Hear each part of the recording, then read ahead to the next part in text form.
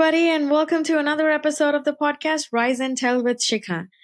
Sometimes healing doesn't come from talking, it comes from creating, and it comes from art.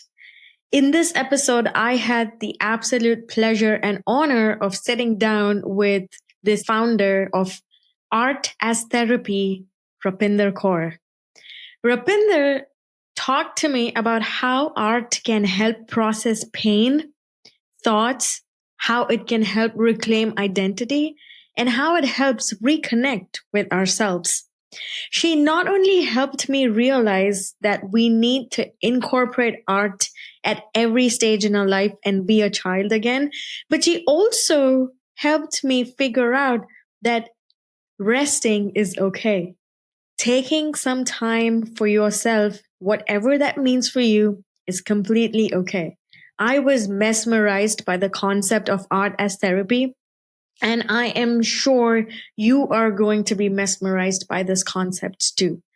Rapinder is a registered psychotherapist and art therapist. She's a clinical supervisor, board member, educator, and sought after public speaker, community organizer, and an experienced facilitator. Although she hates her emails, she believes in the strength of how individual and community empowerment can disrupt systems of oppression. We spoke about distraction, rest, stress. We spoke about lifestyle. We spoke about addiction and pain. And for everything, she explained to me how art as therapy has helped a lot of people, not just children, but adults too. So let's get started. All right. So there we go, everybody. We have with us Rapinder Kaur. Thank you so much, Rapinder, and welcome to our show. Yeah, thank you for having me. I'm very excited to be here. Same here.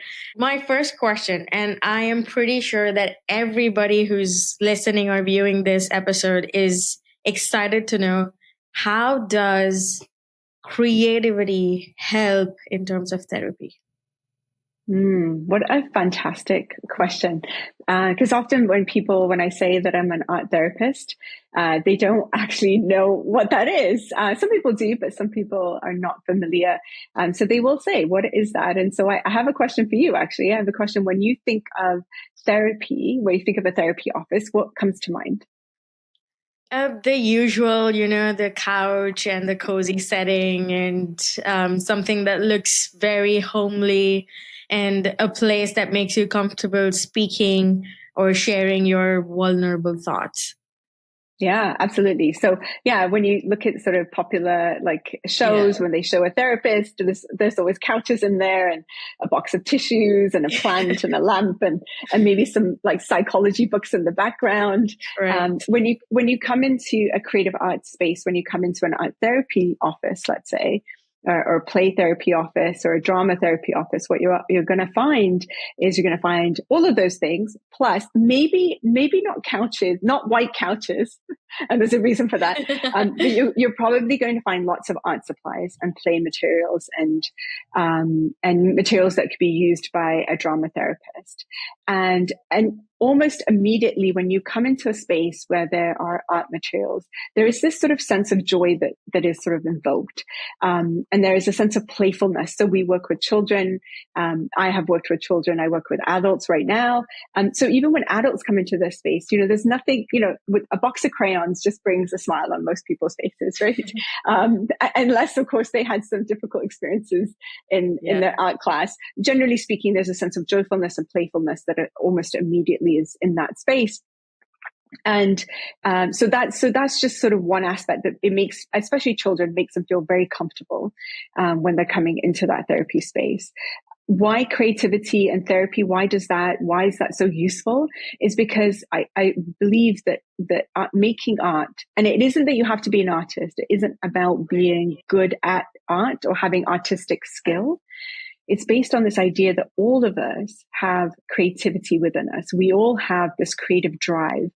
You notice as soon as a little child is able to start they recognize, oh, wait, I have a hand. Oh, they are ready to do something with that hand. They're ready to move, right? They're ready to explore their world. So creativity is something that is inherent in all of us. We are creative beings by design. It's in our DNA. So I think that's really important for people to understand. And so art therapy gives you first an opportunity to be creative and to exercise that muscle. Right. And then it's this way of accessing information that might not be available to us through verbal means.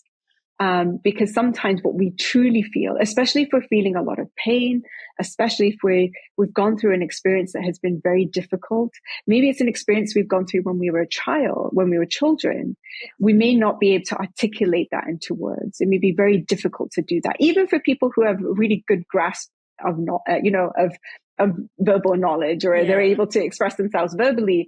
Even for some folks, it can be difficult to do that. And so art becomes this sort of vehicle of expression. It becomes this container for the expression. It becomes a container for the pain, and allows someone to tap into what they're really feeling. And we know this, right? Because we were able to express ourselves. Like, what do we say to people who have had a romantic breakup? They listen to sad songs because it helps them to move through the feelings that they're experiencing.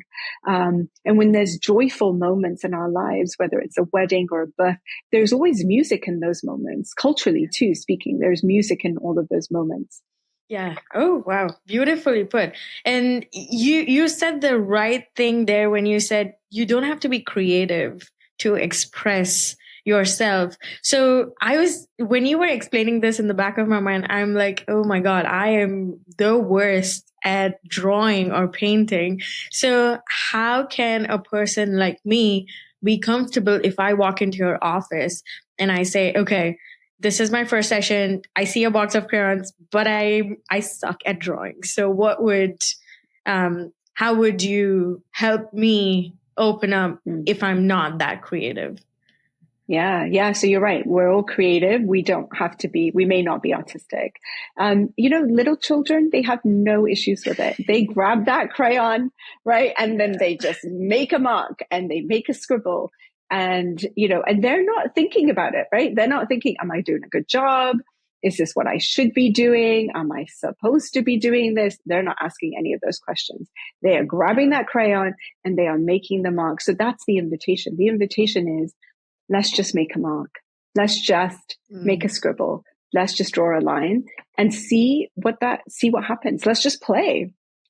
Adults don't often, we almost have to force ourselves to play, right? So play isn't something that's just happening in our everyday. We're so focused on being productive and getting things done, which is useful, but there is that sort of lack of creativity and play. And so for someone who is hesitant, we will design directives and ideas that are going to make you feel comfortable, right? It's sort of going to allow you to just play and try things out and experiment and see what happens. And then we're really curious about, as you're doing that, what's coming up for you.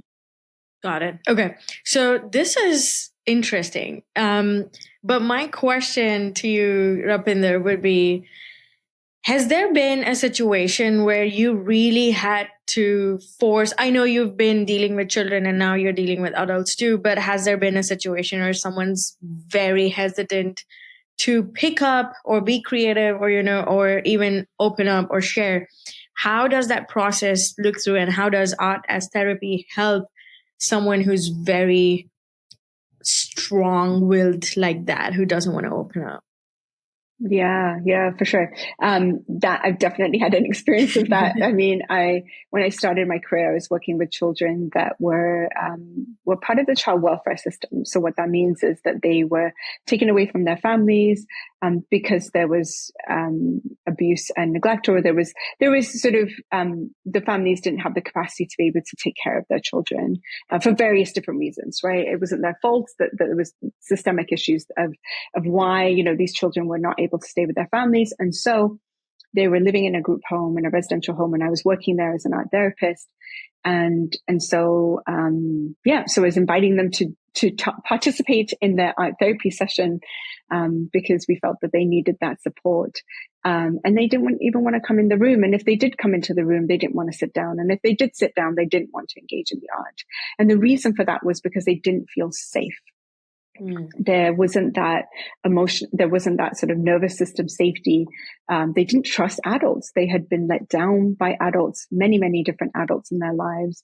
And so the last thing that they wanted to do was anything. And also that they didn't have the confidence in themselves that they could be creative, right? That they could do something, that they could make something. And so emotional safety is almost the relationship. And so most therapists will say this. They'll say, regardless of what modality that you use, the first step is always to ensure that the person that you're working with feels safe in the therapy space. Like that is the ultimate goal, first and foremost, is that relationship. So that's a key component of any therapy, but certainly is the key component of art therapy, is that once we've established that sense of safety, and that comes from the therapist being consistent, the therapist being present, the therapist being open, the therapist being curious.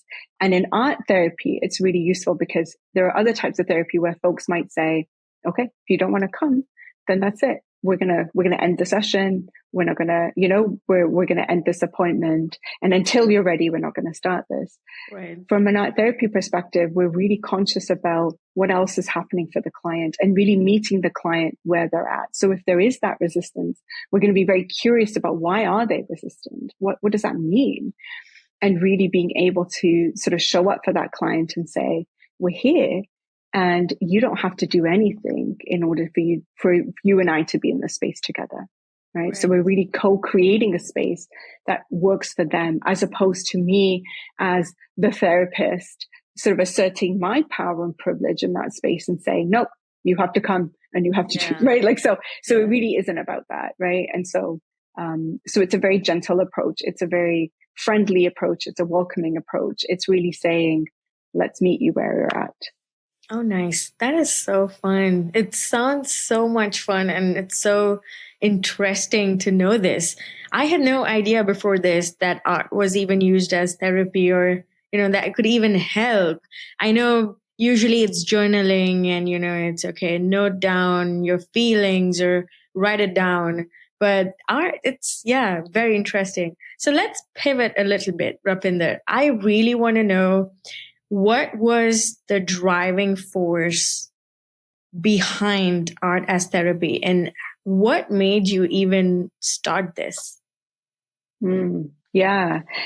So as I said, I was working in that residential group home, and I found myself sort of in a space where the children that we were working with, they were not necessarily being treated with, like, they weren't seen as, they weren't given sort of the respect that they deserve, right? Like, they weren't given this sort of idea that they have autonomy, that they have choice, that they are able to have a say in the care that they were receiving at this group home. And it also felt like we weren't sort of really understanding the complex and nuanced reasons why an individual was in the group home in the first place. And we weren't really we were working with the children, but we weren't really involving the families. We weren't looking at their care from a holistic perspective. What we were seeing was that they were coming with a laundry list of diagnoses. And then they were, it was like, they now need treatment and they now need to be fixed, and we need them to behave.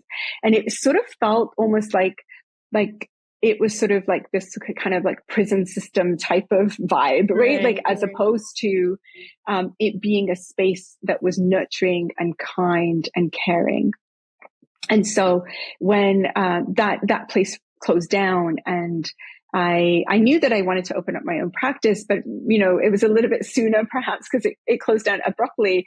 And when I was imagining what kind of place I wanted to work in, and when I was imagining the kind of place that I wanted my clients to be in, I was imagining a sort of a place that was really comfortable, a place that was really welcoming, a place that was joyful, a place that was saying, when you come into this place, you just get to be who you are. You don't have to hide parts of yourself. You don't have to, pretend to be anyone else. Like, you get to show up just the way that you are. And if you're coming in and you are really upset and you don't want to be there, and maybe you're throwing a bowl at me, that is okay. right? That is absolutely okay, because your feelings are valid. They're incredibly valid. And we're here to provide you with the support. We're here to provide you with care. And much of the way that the practice was set up. So I really wanted it to be a place where I wanted to be. Like, Right. I wanted to feel Right. good being in the space. I wanted it to be aesthetically beautiful. I wanted it to be comfortable. I wanted it to be a place that where I'd be excited about going every single day.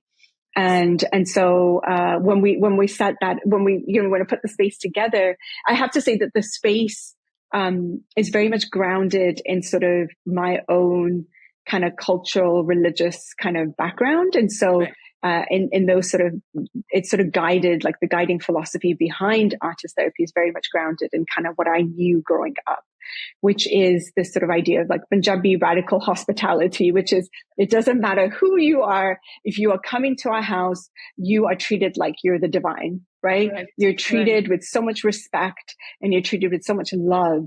And that's not something that we often talk about when we're talking about business or we're talking about a service. We're not saying that we're providing love and care here. But that's what you do, right? If you're Punjabi, whether you want to eat or not, whether you have a good relationship with food, whether you have a good relationship with food or not, you are going to be fed, right? Yes. So that's first and foremost. And that's a Sikh ideal too. You go to a Gurdwara, there's langar. Yeah. So there's always going to be that nurturance and care through food. So much of what we do at artist therapy is very much grounded in sort of those principles of care, nurturance, respect, and recognizing the client, the person that we're working with, as sovereign, as somebody who has the power and the capacity to manage whatever it is that they're going through. And then looking at it from a bigger perspective of saying, well, what are the issues that we have in society? Because oftentimes what we do is we sort of vilify the person who we say, you know what, if you have anxiety and depression, it's a personal failure.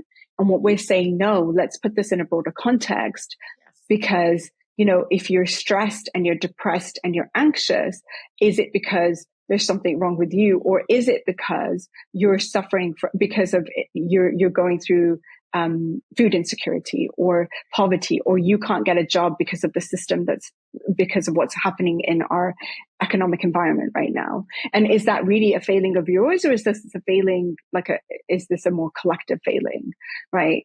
So it's really looking at it from a much wider perspective. Wow, that is so inspiring. Like, I love how you added the culture part to it, because that was actually one of the questions that I had.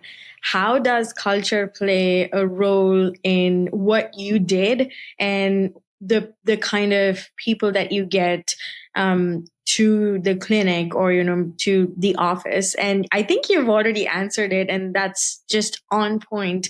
And I'm so proud, and I'm so literally proud of everything that you just said, Rapinder, because one, you didn't just pick up a problem and found a solution for it, but second, you actively, the point that you said, you wanted to create a space where you felt like you want to enjoy this every single day. That's you trying to find something that you love and pouring everything that you've gone into it. And I think that's just wonderful. I feel like that's the problem these days, where people will say, oh, yes, I want this business. I want that. I want to start this. I want to do that. But then after a while, they don't know what they love, or they don't know what excites them and what kind of space they want. And so, oh, yeah, I don't like it anymore. It's routine and it's this. But I love it. I love it. And I love the fact that how, you hit on the essential, I don't want to say problems, but issues that 90% of children and adults face or are facing now and have been facing for the last, 10 years at least that I have known. And I hear all these issues and personally have also gone through some of them. So it's just amazing and commendable for everything that you've told about your work. I think is really awesome, Rapinder. So I'm going to ask you this. And again, you don't have to answer this, but has there been any situation or an instance where you're like, oh my God, this is so difficult. I don't know if you're ready to do this. Was there an instance like that? And if yes, how did you handle it? Mm. Oh my gosh, as a small practice owner, as somebody who owns a practice, a small business, for sure, there's always challenges. I mean, every day there is a challenge, especially because you know, as a small, as a practice owner, you're wearing so many different, in my case, turbans or different hats, Yeah. and you know, so you're marketing your business, your practice, you're marketing it, you're actually providing the service itself. You know, I'm supervising the other team members that work with me. You know, there's so many aspects that you're doing. And you're cleaning up too, right? Like, so you're doing Correct. all of the things. And I think that as the practice then gets, you know, so it's now grown, it's sort of 15 years old, 16 years old. And as it's sort of grown through the stages, it started off just by myself. And now we have a team and we have multiple locations. And when you do that, there's always going to be some sort of challenge. And I think going back to sort of my sort of cultural kind of understanding, there's this concept of Jardikala, which is this idea of rising optimism. And it's just really this sort of wonderful, like kind of like psychological concept that really talks about this idea that even when things are difficult, Right. even when things are difficult, we can still be optimistic. We can still be hopeful. And that hopefulness comes from this idea that, again, I'm sovereign and that I have this innate creativity, and I can use my creativity to find a solution to my problem. And we utilize that not only for myself as I'm, you know, running the practice, but also for our clients when they come into our space. I think that the thing that we're doing is we're trying to help folks tap into what brings them joy. So what is in the face of in the face of adversity, in the face of sometimes the most incredible pain, so incredible that people are, you know, like in pure despair and hopelessness, right? Like they're like, I don't know how I'm going to manage this. I don't know if I can do this. I don't know if I can do life even. They're questioning their own existential, you know, their own existence. Right. In that moment, what we're doing is we're saying, you know what, first of all, you can still experience joy. That is the antidote for any challenge.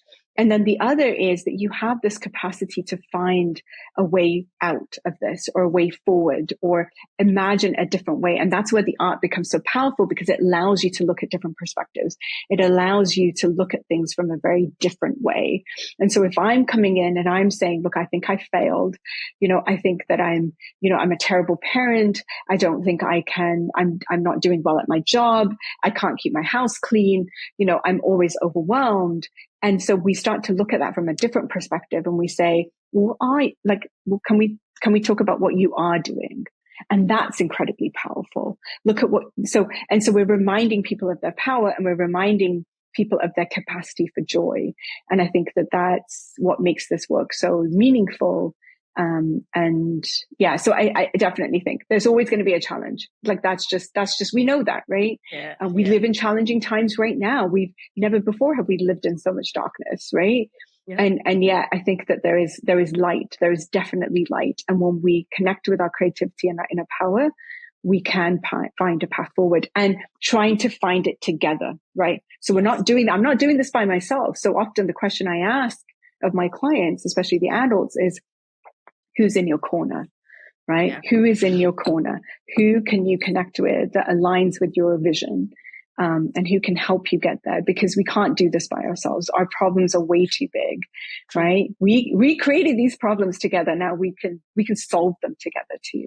Yes. Right. So 100% correct. And I agree to everything that you just said. And I love the fact that you're making people realize that, wait, take a step back. And instead of complaining what you're not doing, see at how many things you're doing, because not everyone is capable. One, second, not everyone has that much energy and, all that to do all those tasks. And I see moms, especially this generation moms, they have so much to juggle, but they have this, and even dads for that matter. I feel like everyone has this certain set of, I don't know where that rule book is or who provided it, but it's like, oh, okay, you have to be responsible. You have to get all of this done and also make sure that you're healthy and fit and, everything, but also take care of all these 100 different things on your to-do list.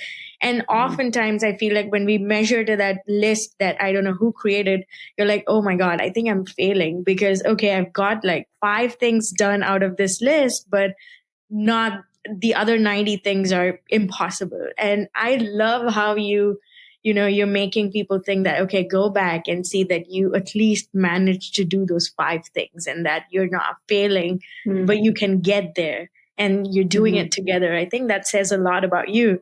So with that, I'm going to ask you, Rapinder, how do you manage to keep your cup full with everything that's going around you? Oh my gosh, I was going to say that we are our worst critic, right? We are so critical of ourselves, and that whoever made that rule book, they made it for a very small group of people. They did not, it doesn't, so most people will never measure up to that, way of being. And what I love about art therapy is it's a little rebellious, right? It's actually, like, I would say art therapy is a form of activism in some respects, because what we're saying is, who made the rule book? And we're going to tear up that rule book, or we're going to just make our own, right? Like, and you literally can start doing those things within a therapy session. You can get a book and make your own book, right? So, and you can put in it different ways of knowing. You can put in it ancestral knowledge. You can put in it cultural knowledge. You can put in, embodied knowledge of like what you feel inside your own body. So sometimes, we rationalize and we say, okay, yeah, this is how I need to be doing things, and I'm not doing it enough, and I should be doing something. But your body is actually saying, slow down, right? Because we're feeling so much in our bodies. And so, so I think paying attention to different ways of knowing is really important. So I love that about art therapy, because we can be very like, we can really challenge the status quo, and we can say, well, how do you imagine? And so when you say, how do I keep my cup full? Oh my gosh, I think I'm just as guilty as any of the people that I work with. I feel like I haven't done enough, and I have to keep reframing for myself. I actually have done enough today. Yes. Right. So I'm a child of an immigrant, and my immigrant mother was always working, always constantly doing something, even to this day, she doesn't stop. And I think that I'm recognizing that I can actually rest.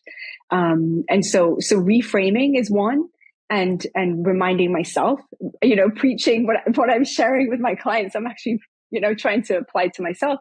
And then secondly, I think what actually keeps my cup full more than anything is when I get to sit in a space with a client, and I get to sit across from them, and I get to pay attention to them for 50 minutes or an hour. And my phone is off. I am not checking any emails, thank goodness.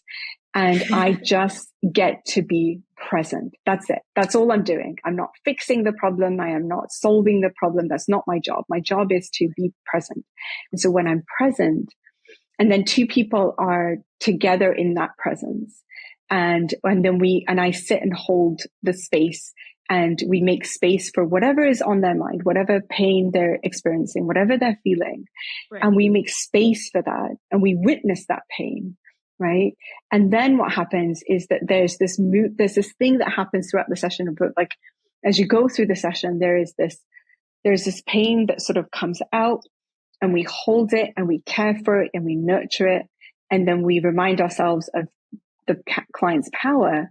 And then we get to this moment where we feel a little bit more hopeful, where we feel like there's a pathway forward, where we recognize their power. Right. And that whole process is so incredible. It is the most incredible thing. And it's my favorite thing in the world. Like, because you have to sit through you have to sometimes sit through some really difficult emotions. Yes. And it's not easy, but when you're able to move through it together, it's almost joyful at the end. And I love that. And I sometimes think my clients pay me. I'm like, I should be paying them, because really, they remind me of resilience. They remind me of the resilience of the human spirit. They remind me of what's beautiful in our world.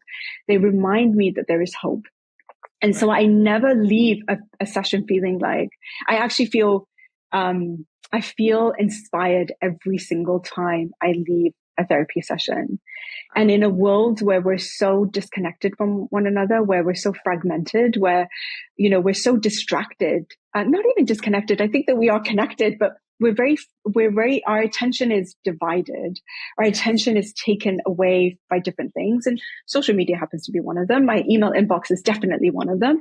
All right. But when I get to just pay attention, because when we pay attention, we understand. And when we understand, we connect. And when we connect, right, like we start to care more for other people. And I think that's what we're actually meant to be doing as humans. That actually fills our cup when we care for other people. And so, yeah, I think that's it.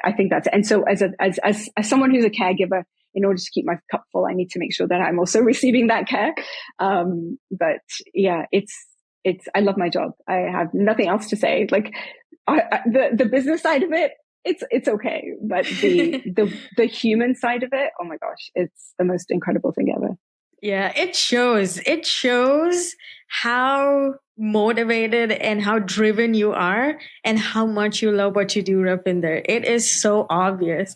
And I think anybody who's coming to artist therapy, I'm pretty sure, would be grateful because there's someone like you behind it who literally loves every single part of it and has a reason and that drive to make this work. I think that's just awesome. The only other thing that I wanted to ask is, you mentioned about distractions, especially now, and you brought up a very good point. Social media is one of it. But in terms of, and you also mentioned, how everyone needs to take a step back and be like, okay, you realized it, that it's okay for you to rest. I am kind of, I can argue both for and against that particular thing, because I've been reading so much and also experiencing a lot of it. If there's a hard day, or if the 9 to 5 is like very hectic and it was a really bad day at work, I just want to rot on the couch for that evening and not do anything. Like no workout, no cooking, no cleaning, nothing. And in my mind, for some reason, I've termed that as self-care and as rest.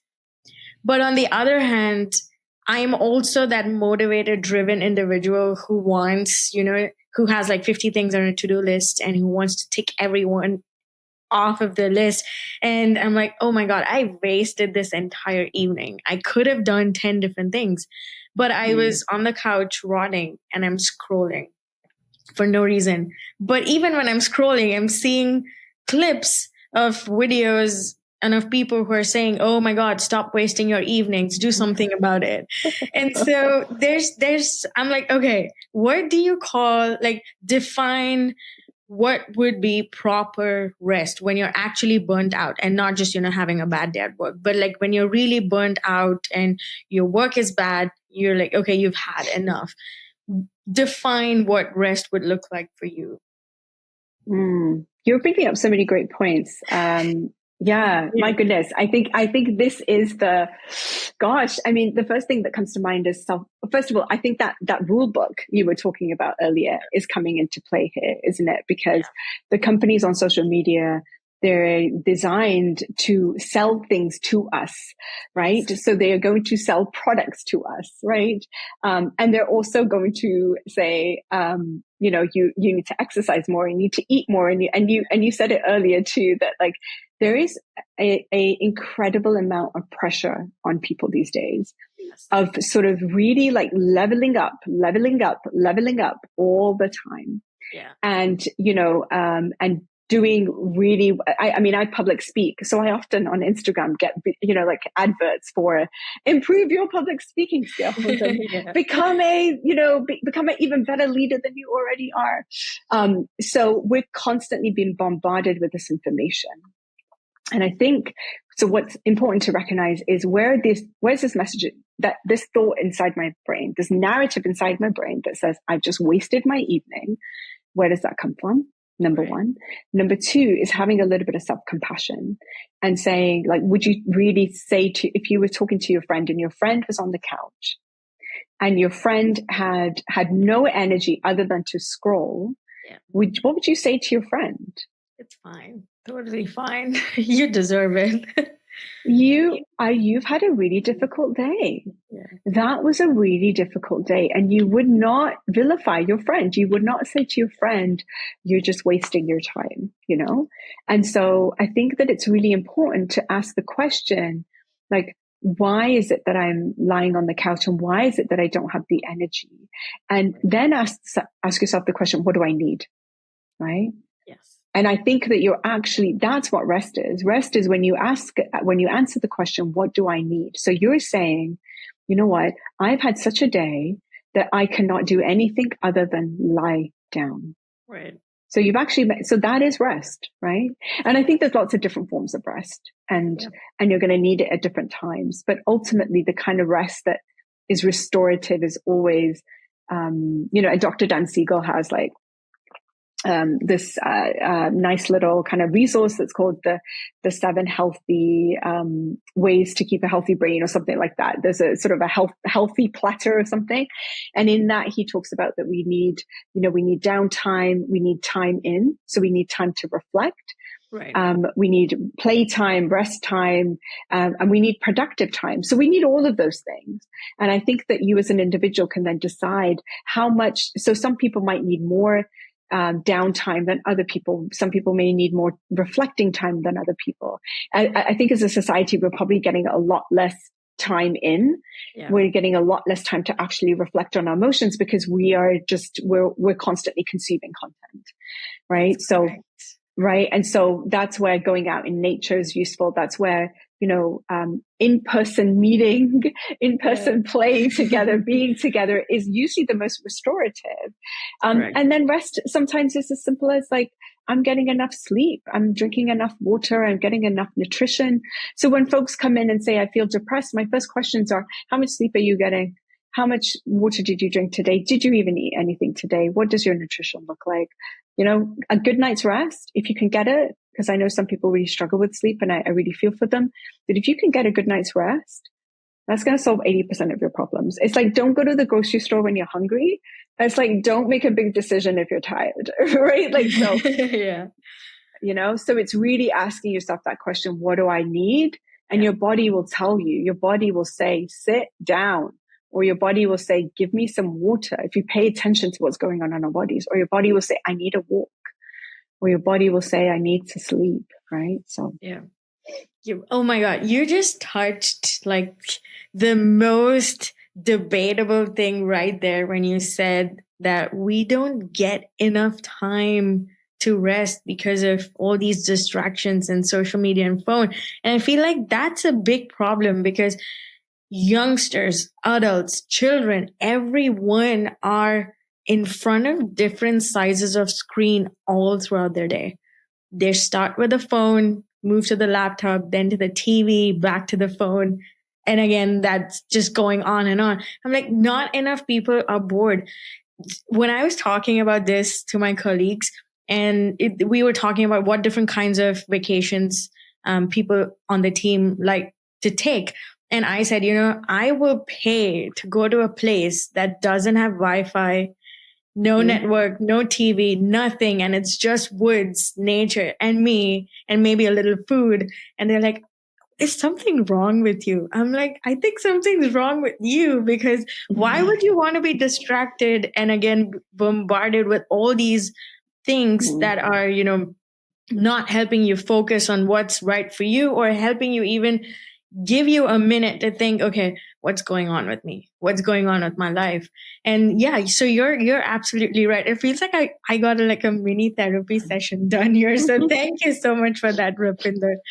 I love it. I love every point that you made. And it's just crazy the times that we're living in. And we know that these things are taking us away from our potential or our feelings, our, relationships or whatever, but still it's like this weird little addiction that everyone has at like different levels with different screens. And it's not even a weird addiction. It is an addiction. I mean, when you look at what the researchers are saying, they're saying it is addictive. This technology is addictive, and sometimes we're not moving between the 3 screens. We have all 3 of the screens, right, or more, and so it is harmful. And I think that we need to find ways to be able to. It's in our lives and it's useful. I mean, we're having this wonderful conversation today because of technology. So by no means am I saying you need to ban these things, but I think we do need to critically think, how are we using them? I do think that we're going to look back on this time and say, we were mad. It was insane what we were doing, right? It's sort of like how we feel about cigarettes now is how we're going to feel about social media and technology, especially for children and growing minds. And so, I do think that it's incredibly harmful, and we do need to think about different ways of using it so we're able to benefit from it. And the other point is that our optimization or reaching our potential, that is inherent, that also is programmed within us, like within our DNA. I think that what we need to ask is, do we have the right kinds of conditions to allow that to just unfold on its own? Sometimes we don't need to work that hard, right? Yeah. We really don't. And I think, it's because we receive these messages of how we should be that we're kind of working against our potential. And what we need to be asking is that, what really does resonate for me, and really allowing people to connect with that resonance and to connect to what brings them joy, so that they are going to grow. You can't, it's like a garden. If you you do have to put in the work. I'm not saying that you're not going to be putting in the work. You're definitely going to be putting in the work. Yeah. You're going to be tending to your garden. You're going to be ensuring you're taking the weeds out. You're fertilizing it, watering it. But then the blooming that happens on its own. And if you notice people's gardens who are consistently doing the work, they're not overworking. They're just consistently doing the work. Yeah. Right. Not doing 60-hour weeks, right? Yeah. They're not in their garden for 60 hours, but they are just consistently showing up in their garden and tending to their garden. And you notice these houses when you're on a walk in your neighborhood and you're like, oh my gosh, this garden's so beautiful, right? Yeah. And it's because of that consistency of showing up. Yeah. Right. And then that's what allows that garden from year to year to year to just keep blooming and getting more and more beautiful. And humans are like that too. So can we create the conditions where we're caring for each other, tending to each other, supporting one another, creating the right kind of conditions for our children, for ourselves, for our families, for our elders, and then just let the blooming happen on its own, right? We don't have to be responsible for everything. So yeah. True. Wonderful points, Rapinder. Before we end the show, are there any last thoughts or suggestions that you would want to provide our listeners and viewers? Yeah, I always say, if you're not interested in the arts, or you're sort of hesitant with the arts, get into the arts. Get yourself, I will argue that any kind of, I do a lot of corporate workshops where I take art materials into corporate settings. And these are folks who are very analytical or very linear thinking. And they look at the materials and I'm like, I can't do this. And they're very incredibly talented people. Right. And it's so amazing to see teams grow and connect when they are engaging in the process of making something, when they're being creative. So I would argue that if you are a team, bring art materials to your boardroom tables, to your meeting tables, have them available, let people doodle. If that's, let them make a mark, have it at your desk. If you have one of those jobs, and at home, bring in art materials, just have fun with them. Even if you don't have kids, that's fine. If you have kids, even more reason to play. So my last message to everybody would be, find moments to play in your everyday, and art can be really fun. Love it. Love it. Absolutely love it. Thank you so much, Rapinder. Thank you for your time, and thank you for giving us those valuable tips. I am pretty sure everyone would get something out of this, and I'm pretty sure that I will start playing more and getting more art material in the house starting today. So thank you for that. It was a pleasure to have you on the show, Rapinder. Thank you so much. I really appreciate you creating this space and having this conversation. So yeah, thank you again. Thank you, everybody, for tuning in. I hope this episode resonated with some of you, and I hope you've learned something out of this episode. Subscribe to learn more and to gain a lot more inspiration and motivation from other guests on our show. As always, keep growing, keep glowing, and be yourself. This is Sheekha Singh signing off. Bye.